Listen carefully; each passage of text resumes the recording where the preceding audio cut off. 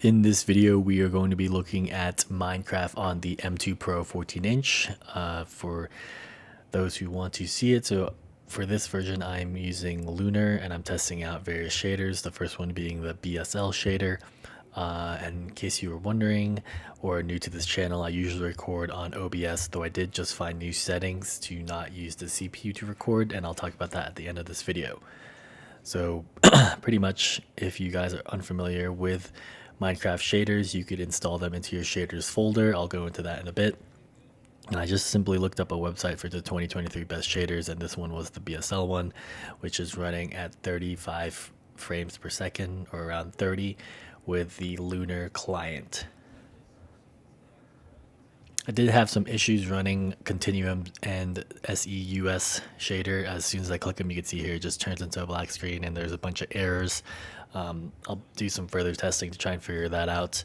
But yeah, these two shaders were not working for me currently on the Lunar client that was running. I tried it on 1.9, 1.8, and 1.18 and 1.19.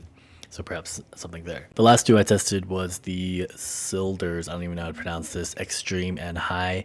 And so you can see here that the Extreme version gets 50 FPS.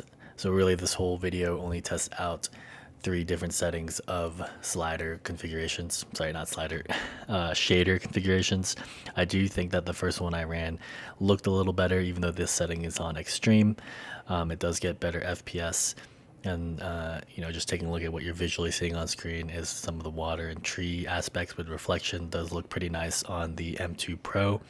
I think there's a lot of optimization that could be done to get better settings if you guys want to play at 60 FPS.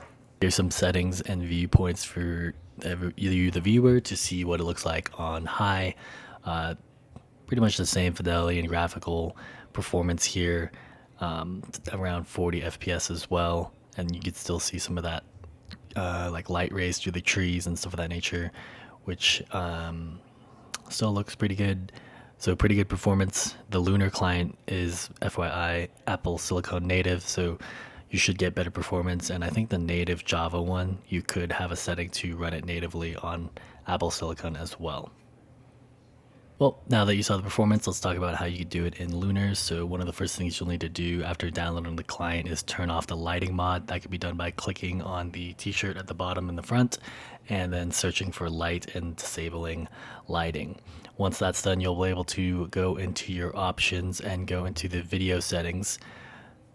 From video settings, you can do shaders and then click on the shaders folder. So I already have these shaders that are put in. If anyone want to leave a comment and let me know what other shaders you want tested, I'll do that. But you can pretty much get the best ones by searching Minecraft shaders and clicking on the best shaders of 2023. And that should give you a good starting list of what to play the game on.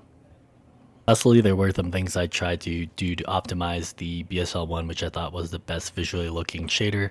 I had done this test before on the MacBook Air M1 and M2 version, and the M1 Max version from 2021, I think, is when that one came out.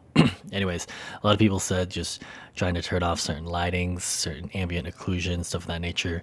And though I did do that, or at least you could see here visually what I tried to turn off, I still got around 30 FPS and not 60 FPS. So definitely some playing around to do.